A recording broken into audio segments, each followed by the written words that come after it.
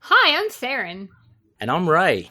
We're your Spider Baby hosts from To Know Her Is to Fear Her, a Spider-Woman podcast, as well as proud members of the collective.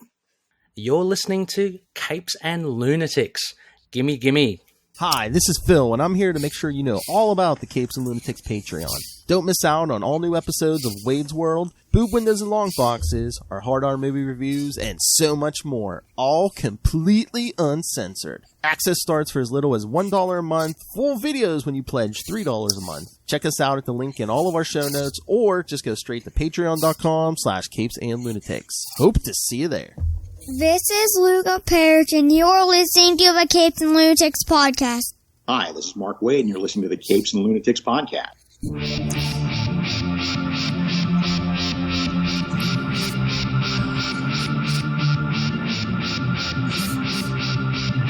Hello, kids, and welcome back to the Capes and Lunatics, episode 225.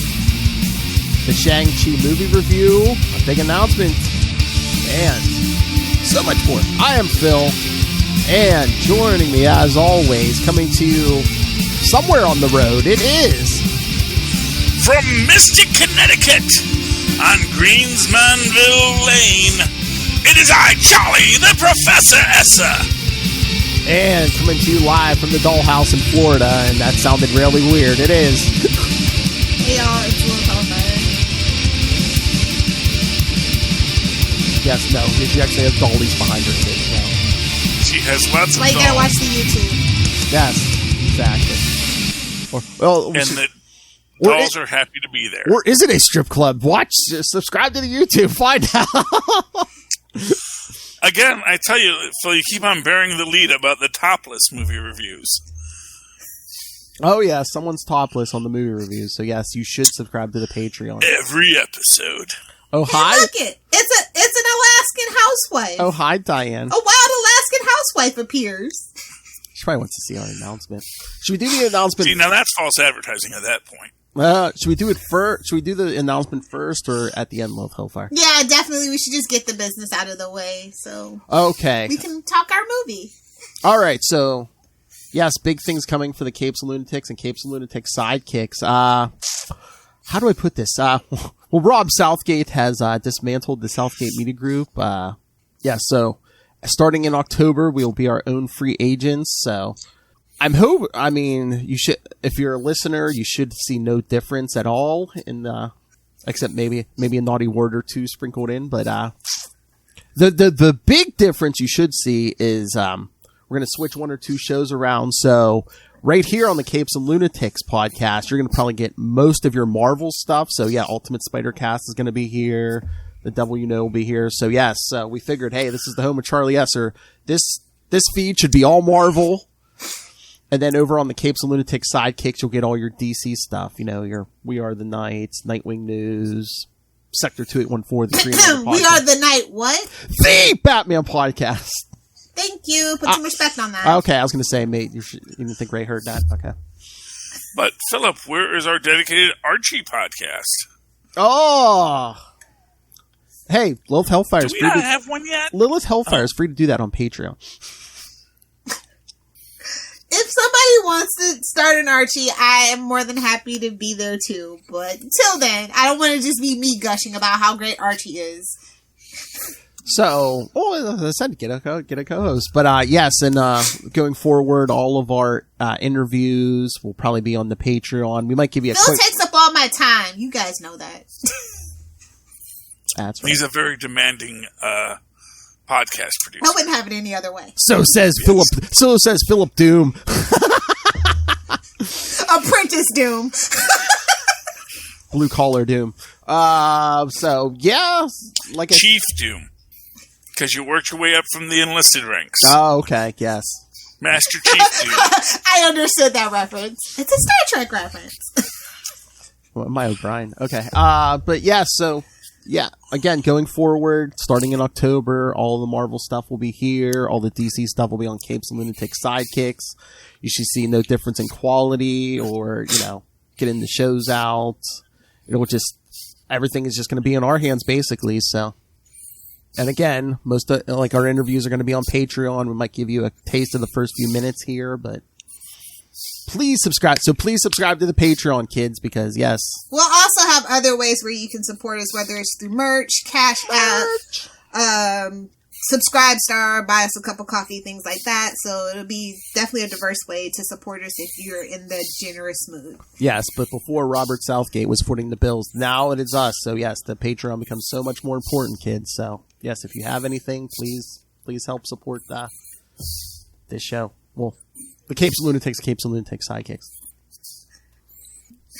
I feel like I should play in that Sarah McLachlan music. Somebody told us to make an OnlyFans.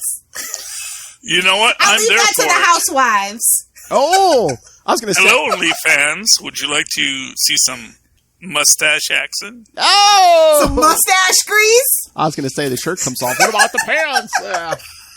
I'm going to tell you, there's someone out there that will pay me to watch me wax my mustache. I don't know who it is. Now you know why we got canceled. Don't know who it is, but I am certain they will pay for that tutorial. Oh, so they'll watch him, like, wax his mustache, wax on, wax off.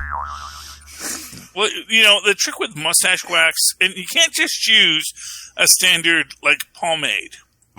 Mustache wax, it's a much coarser, has more grip and hold, but you can't overdo it. And what I found is you put it on one finger, True, don't grip it too slowly hard. massage it into the other finger, and then keeping your thumb dry. True, kids, don't grip it too hard, massage it. When Shut up, Phil, you're ruining the drops.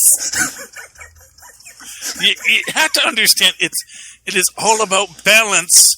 You know what else is about balance, Philip? What? Shang-Chi! Oh! And the legend And the Legend of the Ten Rings. Yes. Or should we? Brought it back. Or didn't you not pay attention to the movie? It's Shang-Chi or Sean. It's all regional pronunciations, to be fair. The same thing with the actor's lead name. Oh, yeah. So. This is my biggest gripe with this film, is they didn't make David Banner, David Belson reference in that moment. It's like, oh, wait, first off, how does she know he's Sean but never know his last name? Because she's a terrible person. Clearly. Well, it is. Or unless she is played by Aquafina. So,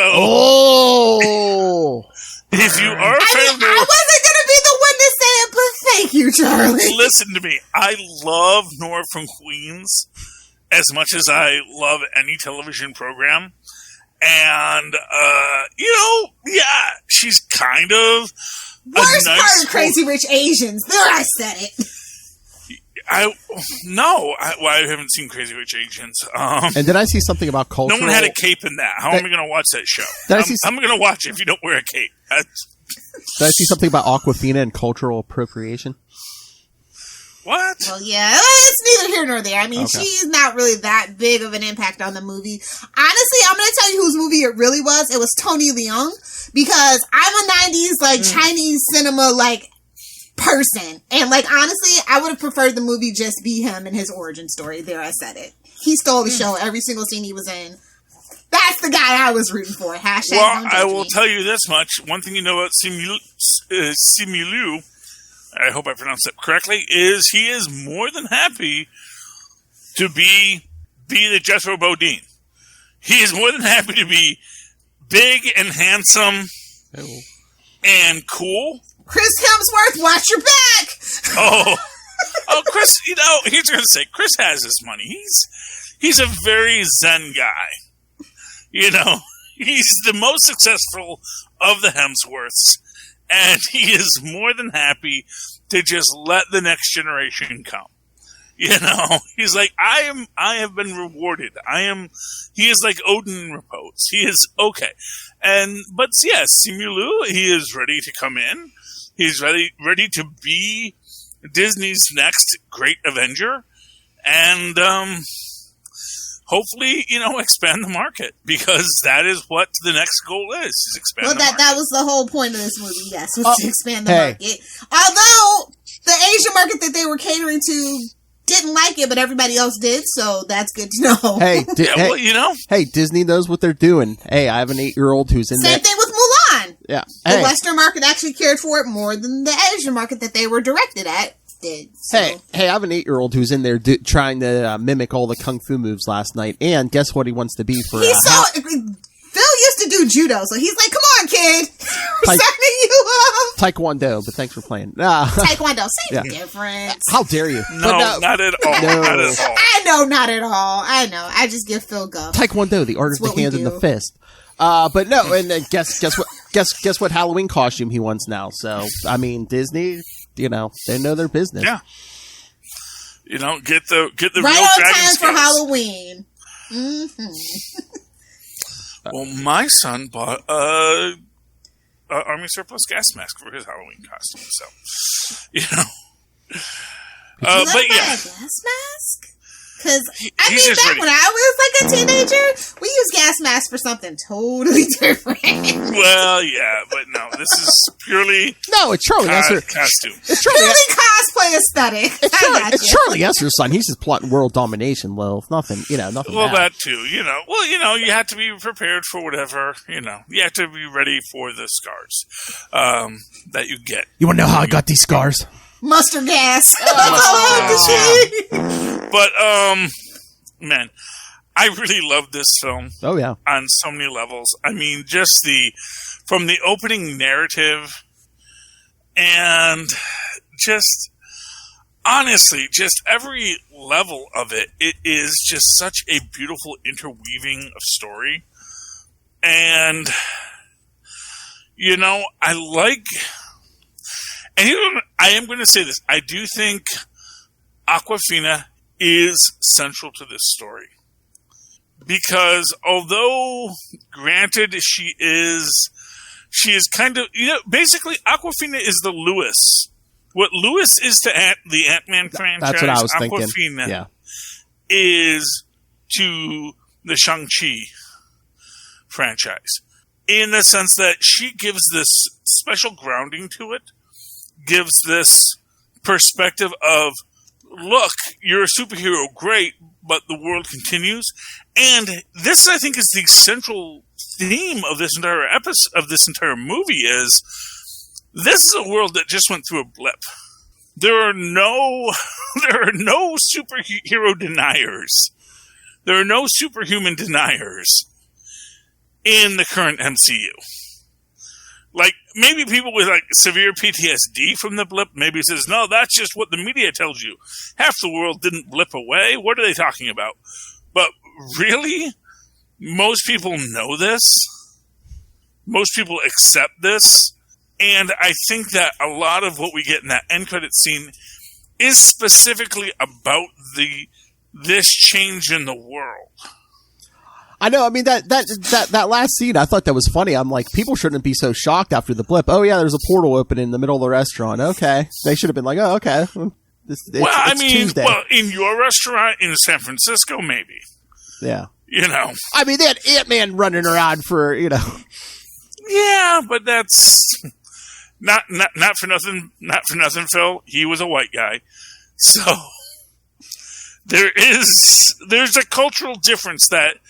Maybe this marks the change of. Well, I'm not even talking that. I was just talking about I'm not even saying you're saying that. I'm just saying strange stuff just happens anymore. Everyone's just used to it now. It's like, oh, hey, remember when half the planet disappeared? Oh yeah, there's a portal. Ooh. Yeah. What I'm saying is that prior to this, most of the portals opened in New York among white people. So when you're in the restaurant in San Francisco with a mostly Asian crowd, maybe it's a bit more shocking. It's like, oh. I'm not just going to assume a portal just opened behind me. Yeah. And the next Sorcerer Supreme just walked out of it. Because, yes, hashtag make Wong Supreme. That is my goal from now on. Because, let's face it, this has not been good with the other two. So let's get some new blood in the field. Yeah, but I mean, I thought the movie was good. I thought the pacing was good. I don't think there seemed like any part where it lagged or anything. Or I thought it's like here we set him up. Here's where he's at. I mean, we got the flashbacks. I thought they did the flashbacks good, Lilith. I mean, there wasn't Yeah, those are my favorite parts of the movie. And you know how I feel about flashbacks after Arrow. Yeah, that's what I mean. Yeah, they did them. I thought they did them excellent here. They dropped them in the right places, and I love how his dad, he doesn't call himself the Mandarin. He's like, oh yeah, the imposter called himself. You know what he called himself? The Mandarin. So it's like after that whole conversation, I'm just like, okay, so we have the real Orange Chicken Man and the imposter Orange Chicken Man. By the way, I just want to say I was right. Trevor lived. Trevor is with the true Mandarin now. He is part of the court. Yeah. They even said he's court Mandarin jester. mantle. He is happy to be the court jester. He's an actor and he's working. And he got clean and sober in prison. Yeah, but still doesn't know if Morris is real. So. Hey, it's the drugs. It can do that to you. I was going to say, I understand the cumulative effect of everything he did previously. Yeah. Poor Ben Kingsley's just happy to be a part of Marvel at this point. He's like, you remembered me. Well, but this is what I think is really the theme of this. Not to get off of the film itself, but it's a lot about making good with a lot of things that people were questioning about the bad times. And, as an example, this is something me and Maz talked about today, is like, the fact that Ming-Na Wen isn't in this film is a notable absence from the film. Expressly because I think that they're like, no, we don't want to put her in something new, as beloved as she is, because, quite frankly, she has a role to play in our future. And I honestly feel that's where they're going with that, so... That's just my own headcanon, but as I always say, you have to look for the notes they don't play to know where they're going next. And I mean, they don't have to throw her in just because she's of Asian descent, and except for like Trevor and the people we get in the end credits scene. Except for like Wong, Trevor, Abomination. I mean, this was an entirely new cast. Well, exactly, and I think it was intentionally so. But I also think that it was intentionally a predominantly Asian cast because that's who should be in the Shang-Chi film, and then it should merge into all of these actors. Poor Danny Rand's about to get shanghaied right out of there. You know what? Rightly so, as far as I'm concerned. If they ever decide to make an Iron Fist program, I'm sure they'll integrate it in seamlessly. Much like how the Inhumans have never really been used in the MCU. They can integrate these characters later in a way that makes perfect sense. That's my thing. I don't want to take Charlie too far off topic, but Kamala Khan's coming. Are they going to make her an Inhuman, or are they going to give her another origin for her powers? I see no reason not to make her Inhuman. I mean, people are talking about making her like some other kind of... Well, first off, Inhumans are Kree in origin and yada, yada, yada.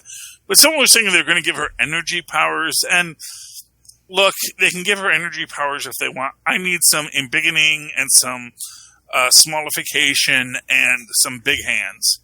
Otherwise, it's not my Kamala Khan, It's like you don't adapt this character and give her a completely different power set.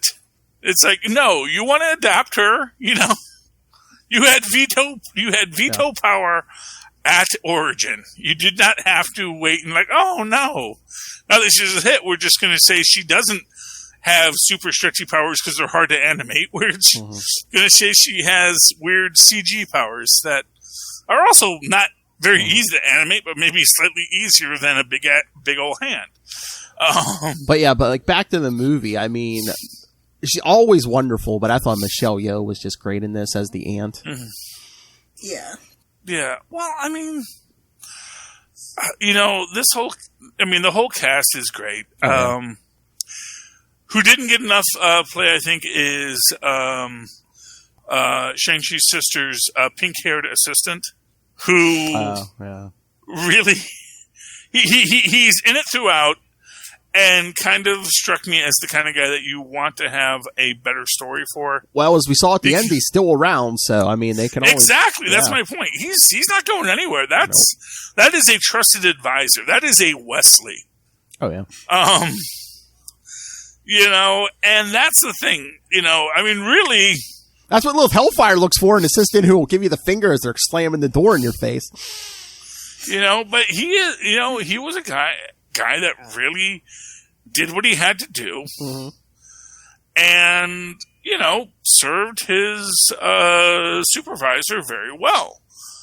And brought this superhuman fight club to where it needed to be, including playing dumb when it was helpful. Which I think is the entire point of the busboy scene. Well, I mean, not the busboy scene, because the busboy scene was just great in and of itself. Hey, busboy! The idea of this, first off, okay, let's just retread it here. Let's go back to the actual show. And when we're in the bus, and Shang gets accosted by some apparently local street toughs, which is essentially how it goes. And, I appreciate that. I also appreciate that they didn't just come in with a gun and have him have to disarm them with 2 steps. Yeah. Expressly because he could and he would. And it would have been a much lesser film. You get the feeling that they were approaching him expressly to see if they could intimidate him into giving over the necklace. And, that he didn't, honestly, I mean, if you were smart, the smart thing would have been to put a gun to somebody else's head and say, give us the necklace or this person will get shot. And you maybe have a slightly better chance of defeating Shang-Chi in that moment. Well, but just coming up to him and saying, give us the necklace. They're also being led by, a man whose ego is the size of his car door, Razor Fist. Well, to be fair, actually, I don't know if Razor Fist was the leader. I actually thought he was the muscle. I don't really think he was like I think he's a high-ranking member, but I don't think he was like running the whole op. I get the feeling someone else was running the op. Razor Fist is just there to be a Razor Fist. It's like, I have a fist, it's a razor, that's my gimmick. Please give me a job. I don't know, yeah. I'm really good at fighting, and I can cut things. I don't know if we saw anyone else, but yeah, like when he'd always report to Shang-Chi's dad, the men are ready and this and that. So I just thought, he was like the... I kind of thought that meant he was the guy who just goes to the person and says, yeah, everyone's ready. Like I said, I mean, the guy who, usually there's a person who says, tell the Mandarin, the men are ready. Okay, boss. Once again, men are ready, boss. Once again, we got a silent masked figure too. Wasn't that Weapons Master or something? Death Dealer. Oh yeah. Death Dealer, who I was so hoping was going to be the Protector of the Rings. And that's the thing, is like, aside from Trevor, all of my fan theories went to Dross, as they always do. As they always should. As they always should, because they're actually paying people. They're supposed to be giving us more than that. Exactly. Exactly. They're paying people to write this stuff. If I'm coming up with the ideas for free, then you wasted your money, quite frankly. If I can spoil myself with my own theories, you did something wrong. Because, and they did something right. They proved they navigated the fan theories perfectly well and gave us just enough to, I think, make people happy, I mean, I really liked this film. I thought this film was really solid in its tale of very bad fathers who did that one good thing, and so maybe you shouldn't be so hard on them. And literally it is that, your mom once thought he was cool, so maybe cut him some slack because he's been a bad dad. And that's literally the theme of this film. Well, I mean, I think you lose all respect as a father when you start training your son to be an assassin at the age of 7. I mean, that guy... It's a family business. It's a family business. No, I don't think that's the bad thing he did. Training your 7-year-old to kill people? Yeah, that's not... But, no, I mean... Batman lover? What? Shut your mouth. For real. He didn't train his kid to be. It was the mother who trained him to be an assassin. Come on. Those sidekicks, Lunatics, I'm just saying, either assassin or cannon fodder. Either way, it's still bad. Remember, Batman does not kill you with fists or weapons. Batman kills you with medical debt. Remember? The worst way, capitalism. Death by capitalism. Well, he is a capitalist, so that is the cruelest of all revenges. But no, at the end there, when the father's like, "Oh, you just stood there and watched them kill your mother," I would have been like, "Dude, I was 7. What did you want me to do?" Yeah, I mean, no, without a doubt, his father was a narcissistic, evil man. That's actually my point. Is that he is a very bad father by every metric you can do. What I'm saying is what makes him a bad father isn't that he trained his son to be a warrior. It's that he's just, in general, a bad father. Like, there are fathers who train their children to be warriors who maybe are perfectly decent fathers. Oh, yeah. Who just want their child to know about, it's a war-filled world and we all have to negotiate a very balanced and important way through it. But no, he was just a very, I don't want to call him a narcissist because I just watched a Lindsay Ellis video on that. But he was a very, very self-important control person who douchebag basically decided to not be quite as evil because of Shang-Chi's mother. And then the minute Shang-Chi's mother dies, he goes right back to evil plus 10. And it is expressing this idea of, you know what, Dad, maybe Mom wouldn't have wanted you to do that. Maybe she would have wanted you to find some peace. Maybe you're the one at fault for actually just leaving the household and leaving us alone with no guards. Because for what it's worth, I mean, I'm sure the guy still had money to hire guards. And he could have had, like, Razor Fist could have still been there, just hanging around. Death Dealer clearly was there at the time. So why wasn't Death Dealer there to say, hey, I'm going to deal some death to y'all? Yeah. So maybe leave the boss's wife alone so I don't have to deal all my death to you. I think that was kind of the weakest point of the plot. It helps the story move forward, but it's like the death of the mom is weak, especially because it's implied that she didn't just kill them all and died of exhaustion. Like, that I could see. I could see she killed them all because she is still a freaking master of the ancient god form of martial arts. Yeah, but somebody escaped because when he turned Shang-Chi turned 14, his father handed him a dagger and said, here, go kill the guy who killed your mother. Well, yeah, but that's the thing is I think most of them escaped. I think most of them escaped, and I think that's the problem. It's like, no, I can get that she exhausted what little power she had left to decimate these mobsters, but just that she just got murdered. I don't think it works. I don't think that single point works. In other, it's the one undone knot. It had to show happen. We are not God and we cannot make perfection. Yeah.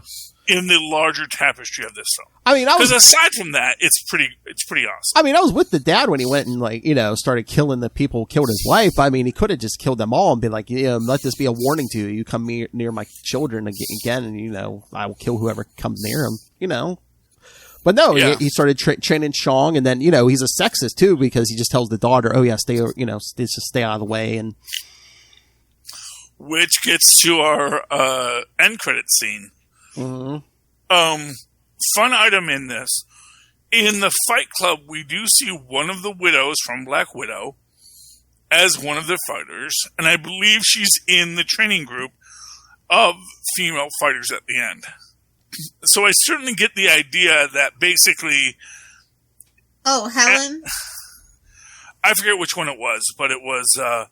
yeah, I think it was Helen. Yeah. I just saw that recently, and I get the feeling that the idea is that there is, that she is sweeping up all of the lost widows to be part of her new Assassin's Guild, or just mob front. Because let's face it, assassinating people, it's useful, but it's not really a money business. It's more of a government thing now. The government really has. Really, it's not a private sector business anymore. Yeah. So really, your real money is in moving things the government officially doesn't want people to have, whether it's gambling on superhuman fights or, illicit, mutagenic hormones or what have you.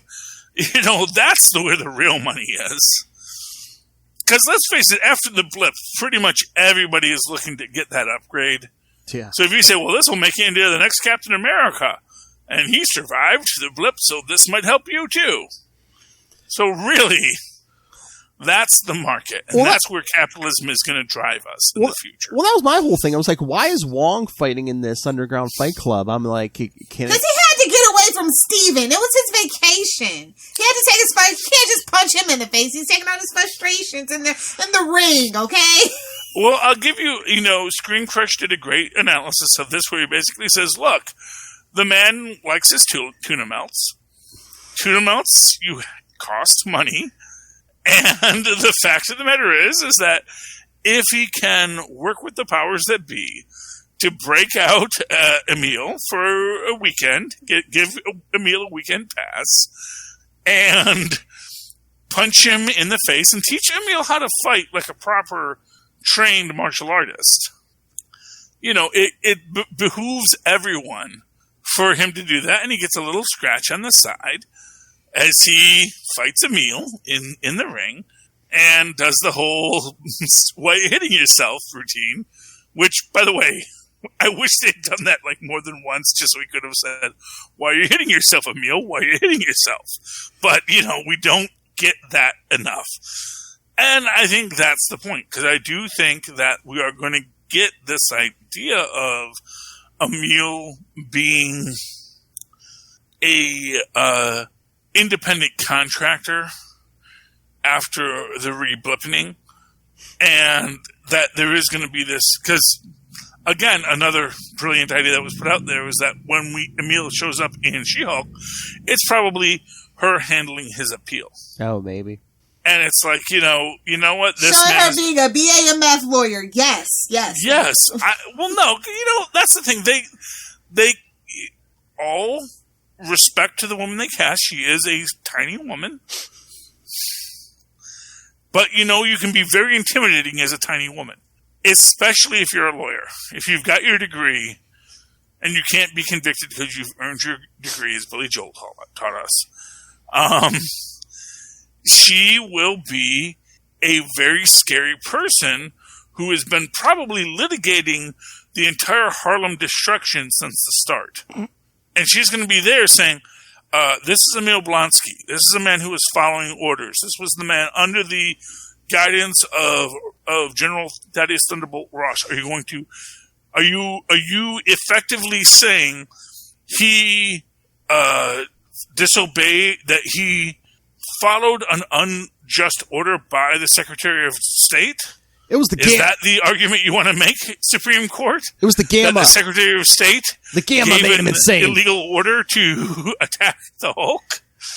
And they experimented on him, made him insane. Well, that too, Although he did give informed consent both times. Yeah. But you could still say it was messing with his thought process and stuff, yeah. Mm-hmm.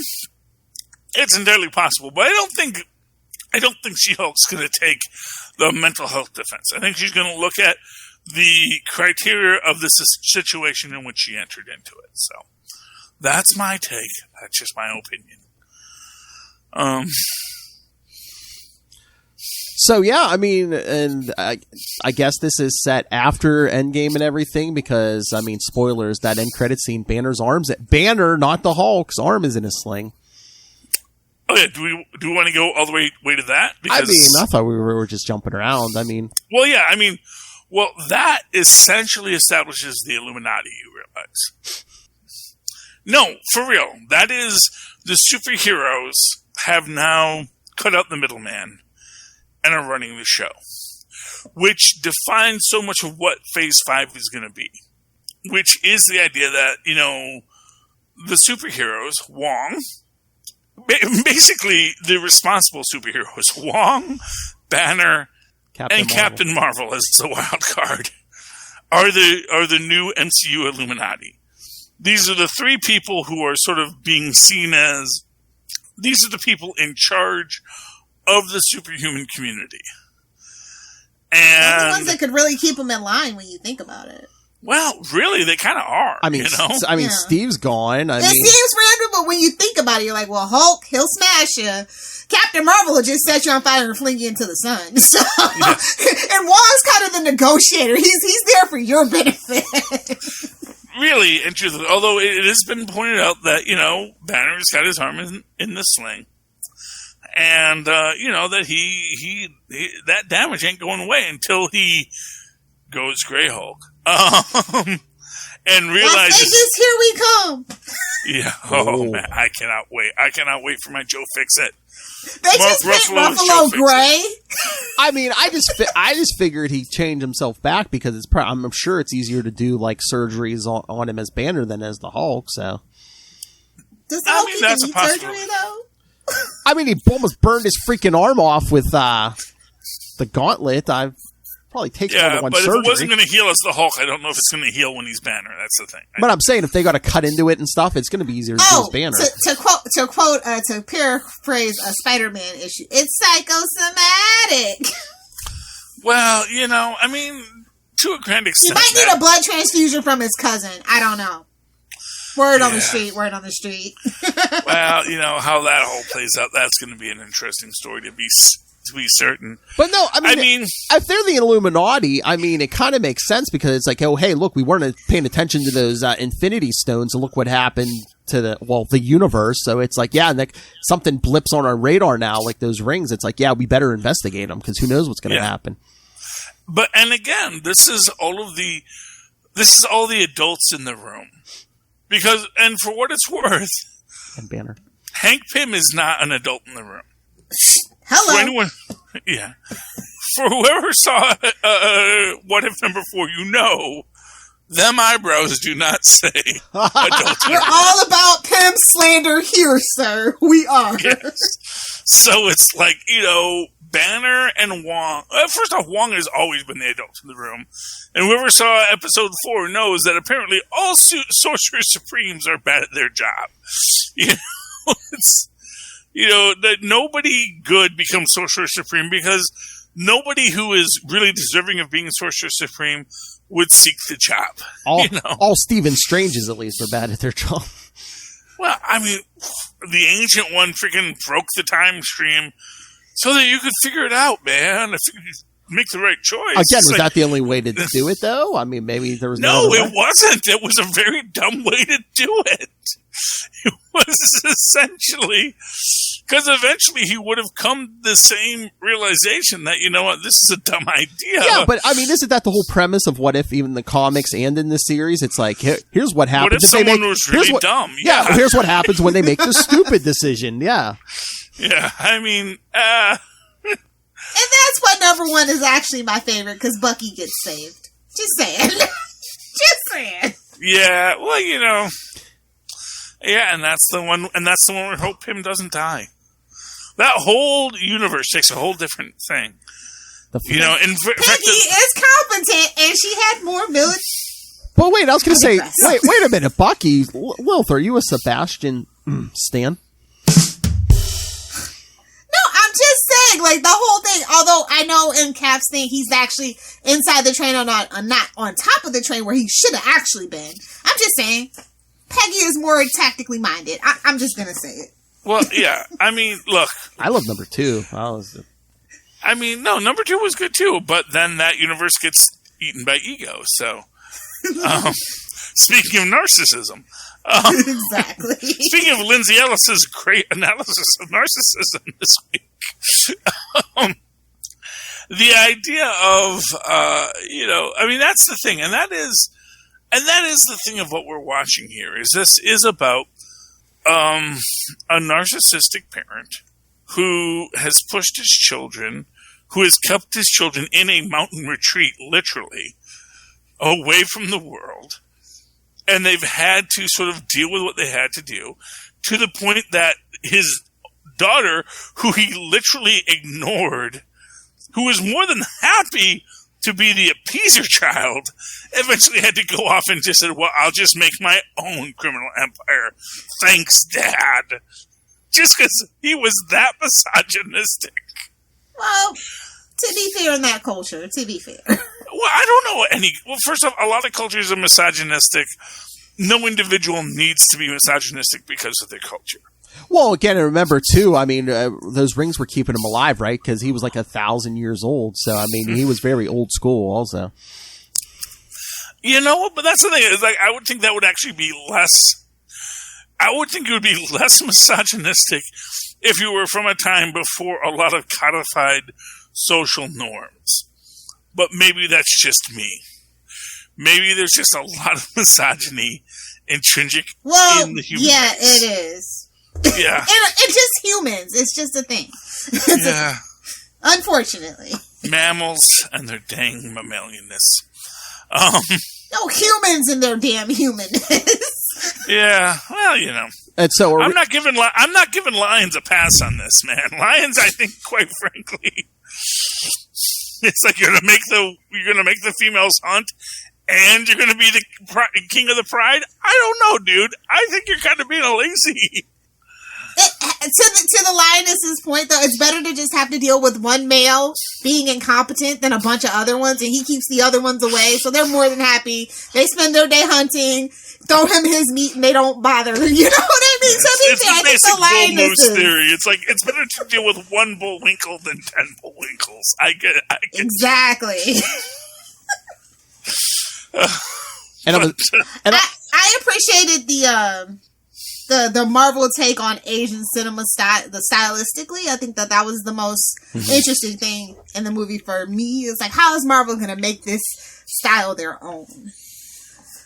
Because, I mean, this is like a story that's been told a billion times. Like, you know, Shang-Chi in its origin is basically Marvel's Bruce Lee. So, I mean, how are we gonna make this work?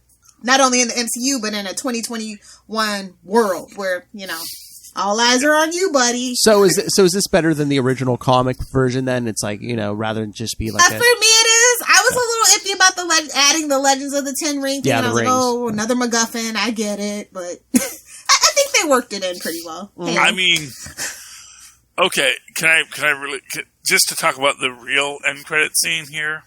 Fin Fang Foom. We are calling Fin Fang Foom.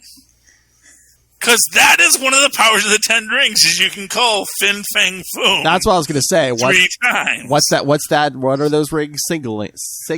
Exactly. And we're like, oh, maybe they're signaling Galactus. Maybe they're signaling... It's like, no, dude. Do you know the comics? The rings signal Fin Fang Foom. And here's the thing. They're actually rings for fingers. They're Galactus rings. Well, no. What? Here's the thing. Okay. So, when I'm watching that thing, oh my gosh, when the Dweller in the Darkness is fighting the Guardian, thinking, oh my gosh, Marvel just made a kaiju film. And then I realized, oh wait, they're calling Fin Fang Foom. Oh my gosh, they're going to make Marvel Monsters. All of those monster books from the 50s that made Marvel what it is, that's Phase 5.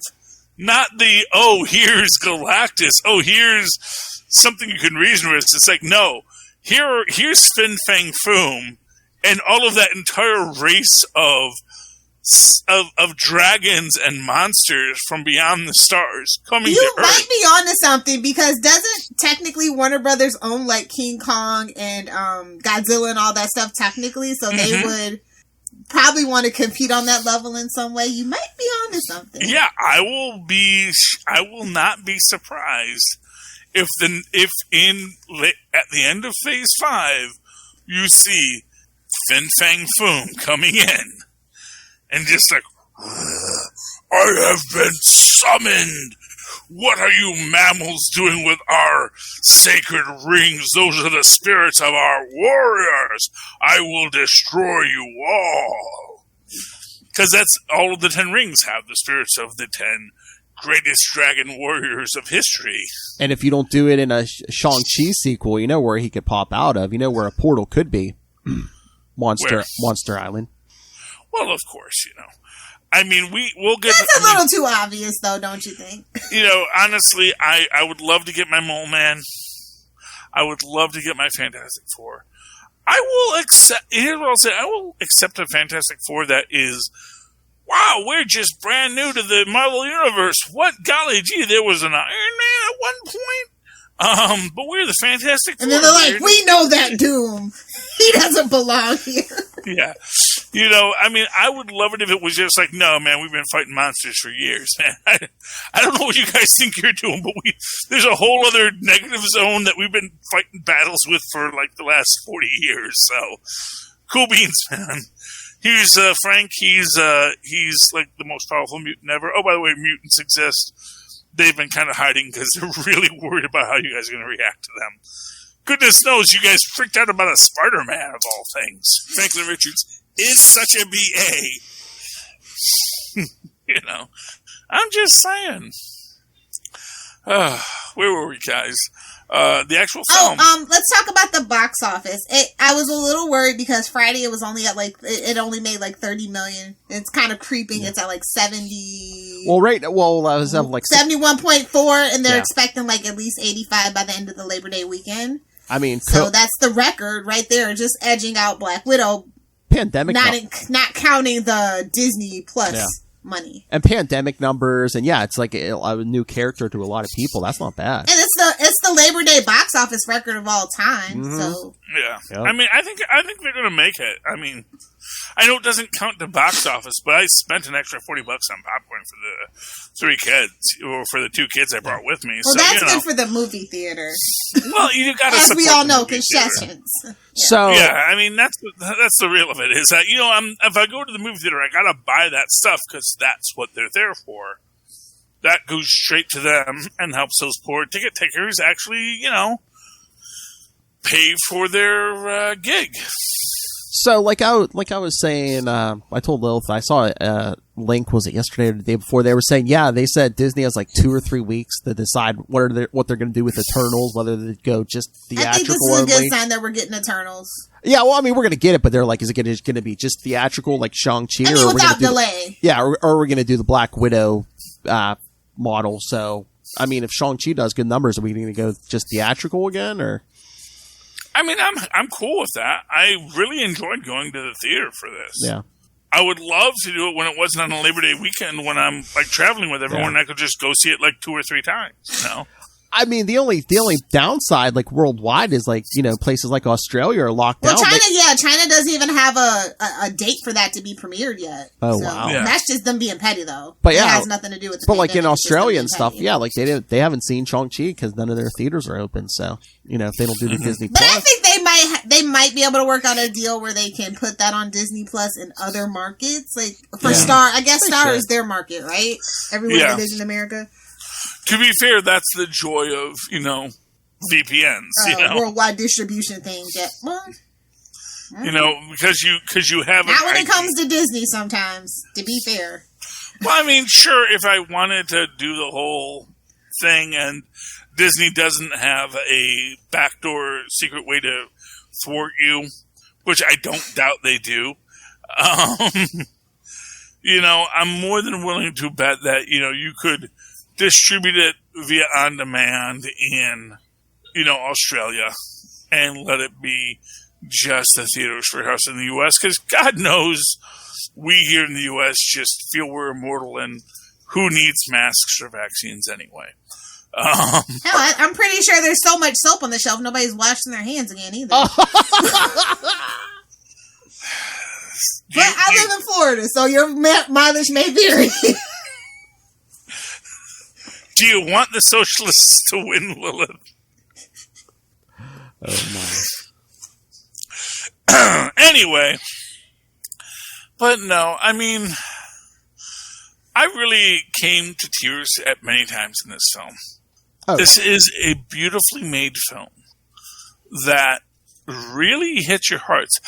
I will say that there are these moments when they're really hitting my heart throughout it. And I'm thinking, man, it's been a long time since someone who punched someone in the face. Could someone kindly punch someone in the face to stop all these feels? especially when they get to Tao Lo, and it's just like, here was where we grow as people. It's like, I don't want to grow as people. I want to punch people in the face. Stop making me feel emotions. But it was beautiful. It was good. I mean, and for what it's worth, with the dad, it's like, I get why he was so easily manipulated. It's sort of how, Mephisto manipulates people. It's like, hey, this is another thing me and Maz had a whole discussion about. It's just this idea that, if you're outside of time and space, sure, we can fix that. We can do whatever you want, consequence-free wishes, but you gotta give something back. Well, that's what I was thinking too. Like when they went there and they were training, I'm like, okay, they were all training just for like a day or two, but I was like, could time move differently there? Well, I mean, Shang-Chi's already had a lot of training. Yeah. Oh, yeah. And Aquafina. I mean, how hard is it to shoot a bow and arrow? I guess is the answer. It's hard. Actually, I know. It's a very, very hard skill set. Yeah. I was making a joke about that, but You can have a crossbow and I'll believe it, but not an actual. But I'm just like magical forest, time might move differently there. Yeah. Well, no, I just think they wanted to suggest that this was what Awkwafina was always supposed to do. She's supposed to be just a fantastic archer. She just never got the encouragement in that field. Because they even make the point that, you guys are great. You, find something you're good at, and you just do it until you're the best there is. And they're like, okay, here, have some arrows. And it's like, now you're doing this, dude. And, and she even says, I do stuff until I got good at it, and then I was like, I don't want to do this anymore. And now it's something that she's actually good at and feels passionate about. So, not for nothing, I think poor old Kate Bishop's got another archer on her tail. An older archer, sure, someone who took it up late, but just is really naturally good at it. Which I thought was weird that they named her Katie. It's almost like they were trying to do something there that kind of got undone at the end. Oh, yeah. Thoughts on that? I know. I was like, wait a minute. We're already getting a Kate Bishop. Yeah, I was like, I mean, I guess it's just a name, but... They were like, just in case, we got this in the back pocket. Yeah. Well, who knows when we actually get to our Hawkeye series. Well, that's supposed to be the end of the year, isn't it? Maybe it's going to be Awkwafina in that, but... They're just doing the Spider-Man point. What I will say is, I am so in love with Awkwafina. I'm right here. Okay, there I am. I don't know what happened. I never lost Lilith, and then I fell off. I'm guessing when you fell off...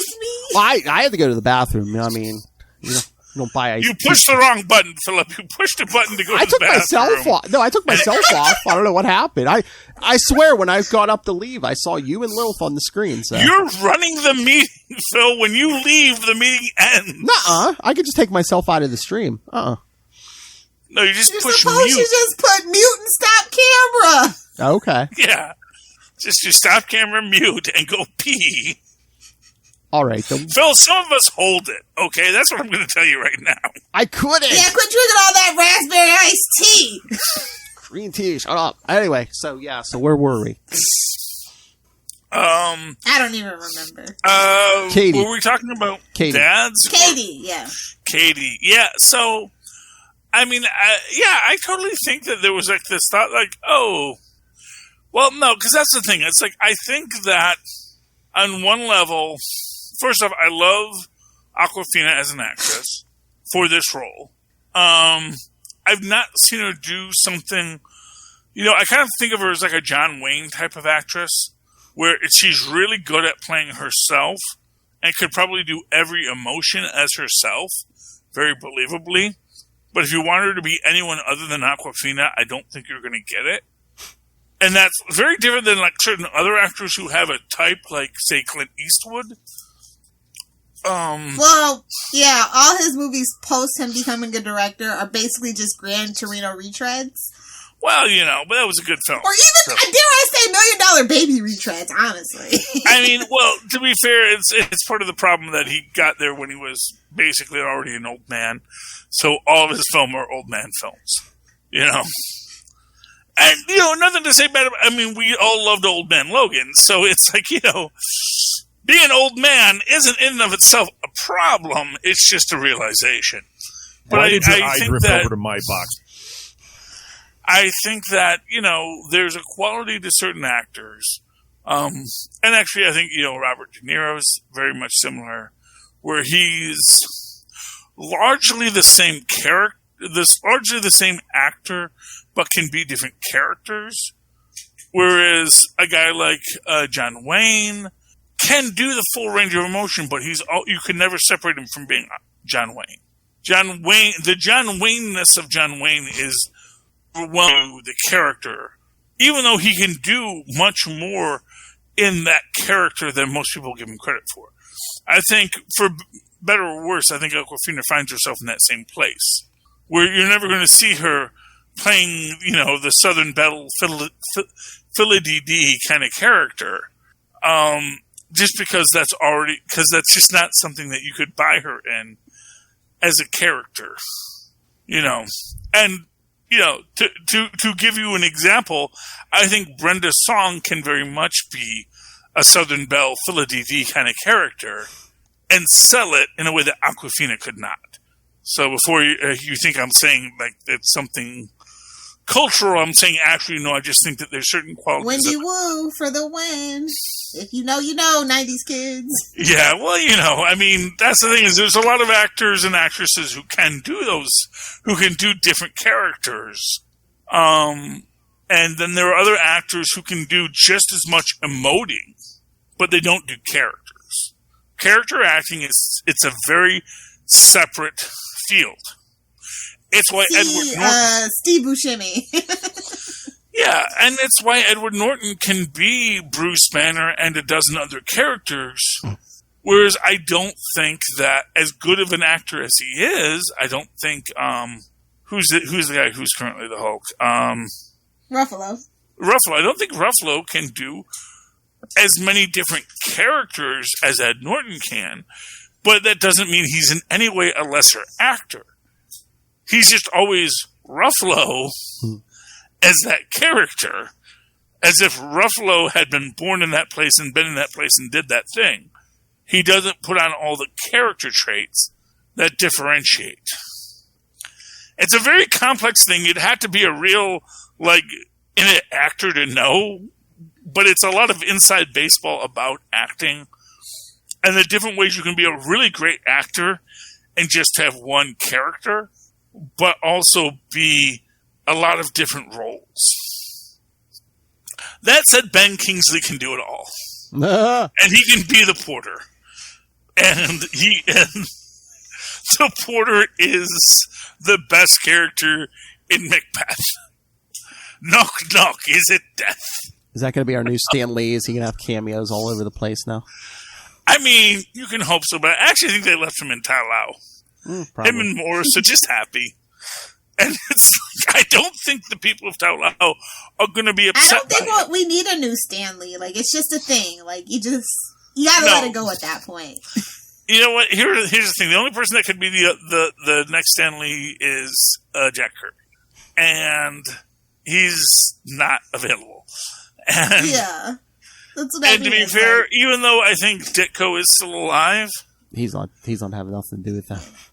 Yeah, I don't think he's going to be that. And that's the thing. It's like that original bullpen. It's sparse now, and Stan was the one who wanted to be there. Stan was the one who wanted to be in the camera. Everyone else, kind of didn't want to be in the camera for the most part. Otherwise, I understand that Jack Kirby does have a cameo in The Incredible Hulk.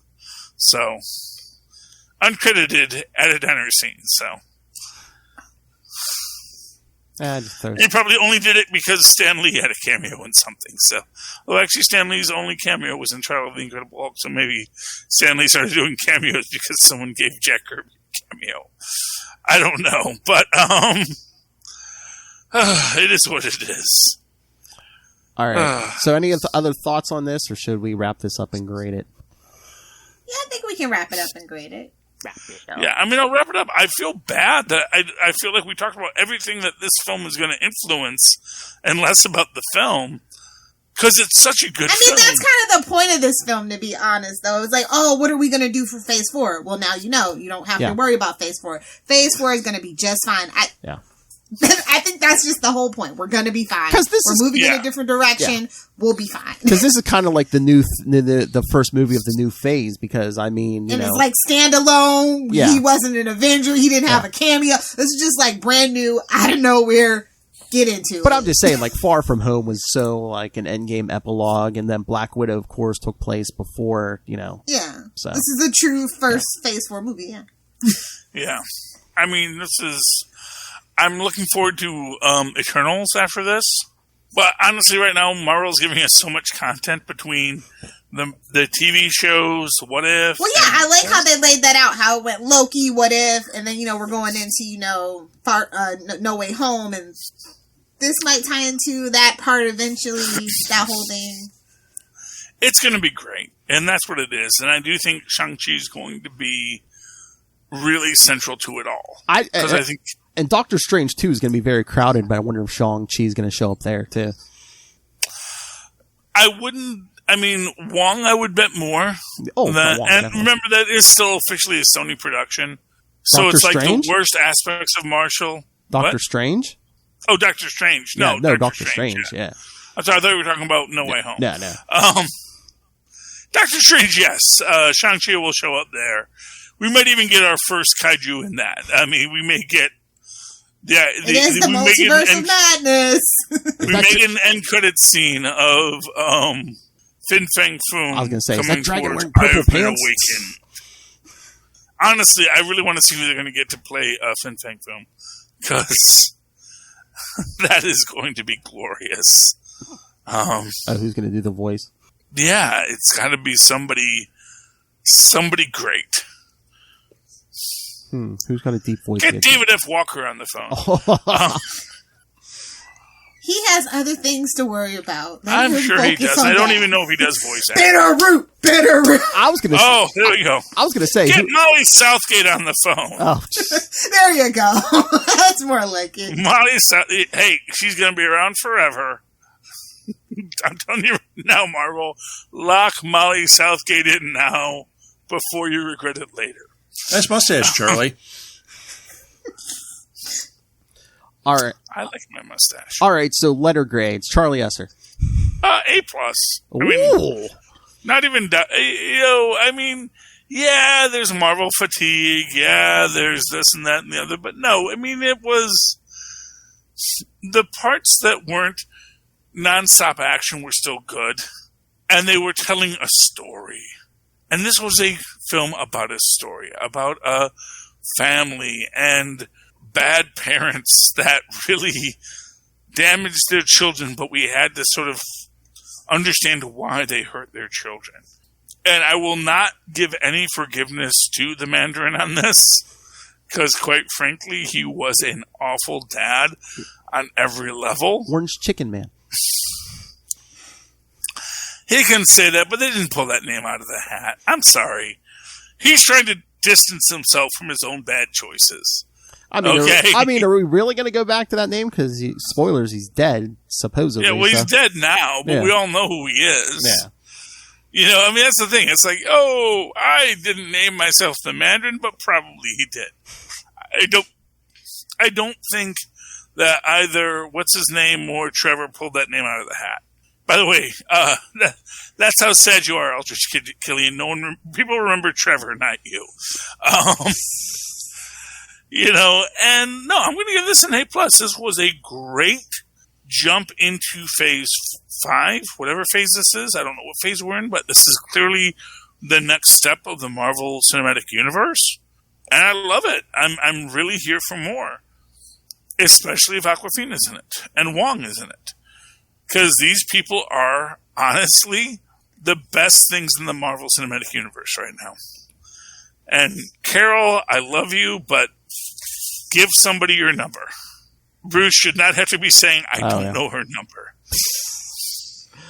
All right. Unless that was an improv scene and he's just not yes-anding her. Which is very bad form, Mark Ruffalo.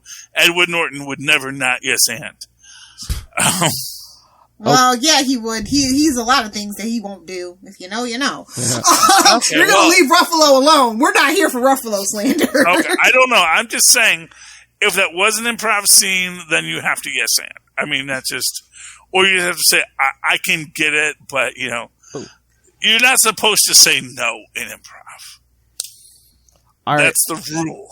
All right, Lilith, what did you grade us? Art. I'll give it a B as in boy minus. Oh. Oh, wow. That's all right. It's fine. It's fine. I mean, I like the martial arts. I like more of the cinematic stuff that they did. The score was really good. Oh yeah. The composer really pulled it together. That's probably why Charlie was really crying, is those little notes that just tug right there on the heartstring. And that I is thought part the of the technical movie, aspects you were know. very great. And did you see they had they have an actual soundtrack too? So. I'm never really a fan of Marvel soundtracks. I prefer like the composer and that particular kind of the score, things like that. I'm just saying that's part of the movie. It's like I don't just grade it on the fact that, you know, this scene was good and this scene was bad. I'm saying, well, as a piece, I feel it was really good. You know, I don't feel there was a part that, like, you know, like if I cried, I don't care who's making me cry. I care that I cried. I cried a lot in this film because it's about dads and not being a very good dad. I'm not a good dad. Don't tell my kids. Okay, Mr. ASMR. No, Save it for the patient. I went into this with like zero expectations, and I was very impressed. I will give it an A. Very good. And like I said, Luca loved this movie. He said it was better than Black Widow, I think, because it was more action. So. Was it? I guess it maybe was. They only had like 3 big fight pieces in Black Widow. So. Yeah. You know what it is? It was an interpersonal tale. There was more talking. Yeah. I think what it is, I actually think that they're probably about even, but I think that Shang-Chi's had really big fights and then long spots of real talking, but that were very quiet talking and not jokey talking. And I think that when they got to those fights, oh my gosh, Kaiju, man. It was a kaiju film all along, and we didn't even know it. And that was the best part of it. When the Guardian fights the Dweller in the Darkness, who is a Marvel Comics character, by the way, and then we get the smog shot, and then the whatever it is it's called. I guess if you watch the Dragon Ball Z, you know what the fireball thing is. The King Kamehameha shot, and that was just beautiful as far as art goes. I know I said it wrong, but it's something so. It's like Kamehameha, ha ha. It's Aquafina says what it is. She's younger than me. She knows. She watches these cartoons.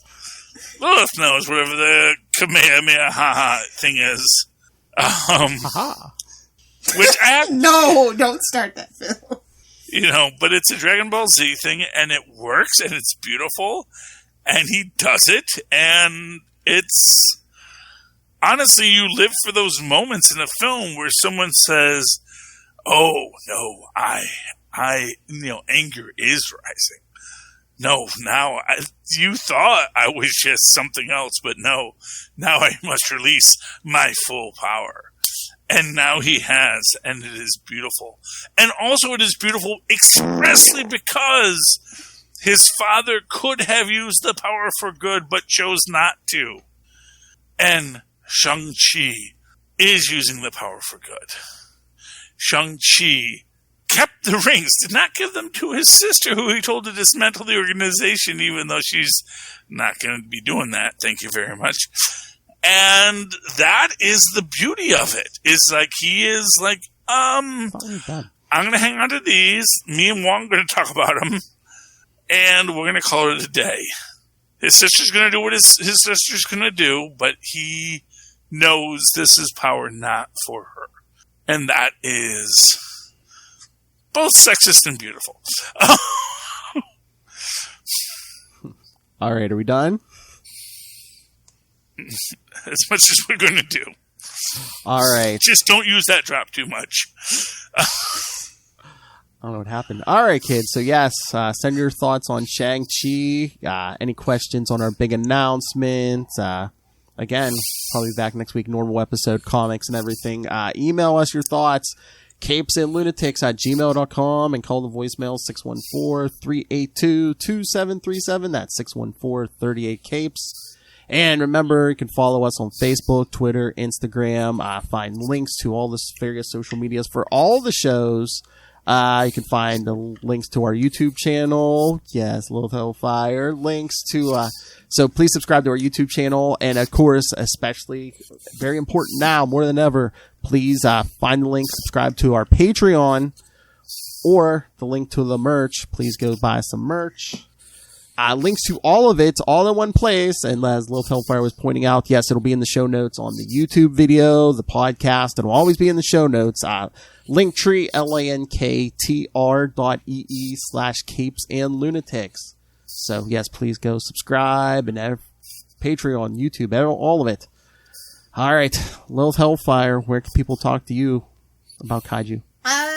If you nerds want to find me on the interwebs, you can find me on Twitter @Little Hellfire, on Instagram @LittleHellfire69, and of course on TikTok making comments and only Star Trek related content @LittleHellfire69. Get there from all sides. Bye, Felicia. I wish. Hey, Charlie Esser. Well, you can always write to me in an old-fashioned email way where our mothers and fathers once did at superconnectivityblog@gmail.com. That's superconnectivityblog. All one word @gmail.com. Do people even email anymore? I don't know. And, of course, you can always follow me on the Twitter when I live tweet things, which I won't in the near future because of problems with Lowcast and the WB and how they're not anywhere that you should be anymore. I'm sorry, CW. @Charlie Esser. I'll live tweet something someday. That's CHARLIE. Yes, SER. Look for the 2 E's in the middle. For what? For quality. Bing! Thank you, Maz.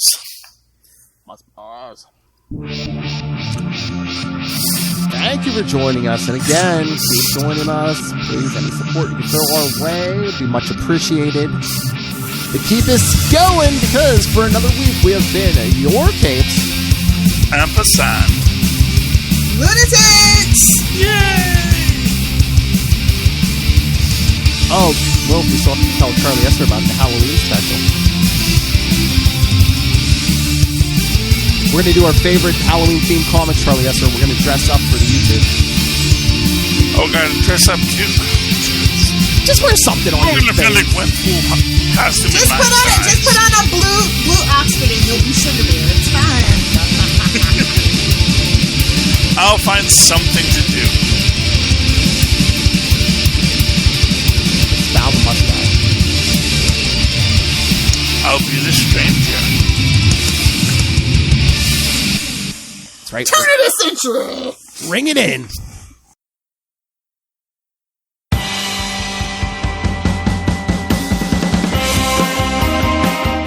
Hi, I'm one of the High Priests of Khonshu Ray, and I have the sacred privilege of providing you, the loony listener, with a podcast honouring Marvel's very own Moon Knight. So join me and a host of others at Into the Night, a Moon Knight podcast. Follow us on Facebook, Twitter and Instagram, or support the show by becoming a Patreon member. Into the Night, a Moon Knight podcast. It's time to get your Khonshu on.